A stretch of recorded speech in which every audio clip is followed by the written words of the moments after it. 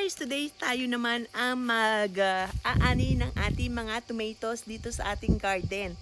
Ayan, so nakita nyo na marami pang natira nung si Munamur ang nag-ani. So ayan, kunin na natin dahil lalong dumami ang mga hinog na kamatis. Ayan guys, so tingnan nyo dahil sa sobrang bigat. Ayan, at sumasayad na sa lupa. O diba? Ang lalaki kasi. Ayan o. Ayan, gupitin na lang natin. Ang hirap, masyadong nakakapit. Ito pa. Okay. Ayan, tignan nyo naman. Ang laki talaga. O diba? First time ko lang nakapag-ani ng gantong kalalaking kamatis. Ito at meron din tayong pahaba. Ayan o. Ayan o, diba? Para siyang sili.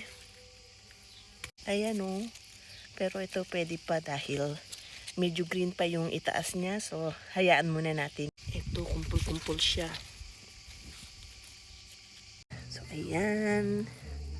Ito pa o, tatlong magkakasamang nahinog na. Op. No, may nakasama pala siyang hindi pa hinog. Sayang naman. Pero may hinog naman siguro yan. Wow, ito. Oh, talagang lahat sila is hinog na. Ayan, oh.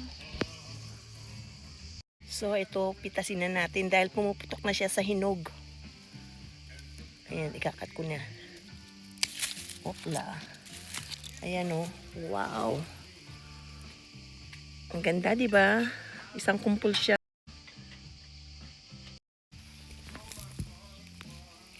Wow, ang dami na nating nakuha, oh. So, ito na, di ba? Ang dami na natin kuhang mga kamatis. Ayan pa, oh. Ang dami. So, talagang ayan. Paldo tayo sa kamatis ngayon. At ang lalaki. Okay. Ito naman yung isang klase ng kamatis din. Ayan, ang Rona. Ayan, mga hinog na sila.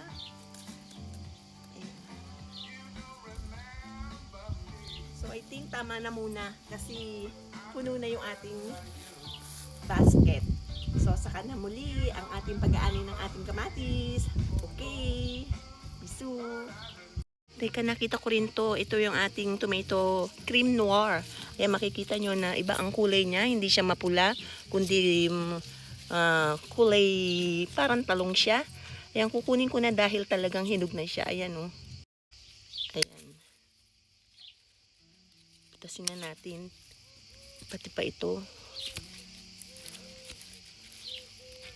Yan, itim, hinog na kasi kaya kailangan na nating isama na rin sa ating pag-ani.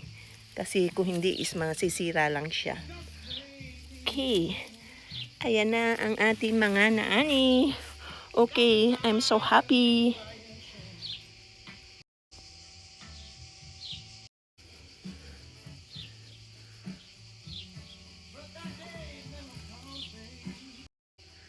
Quality, di ba?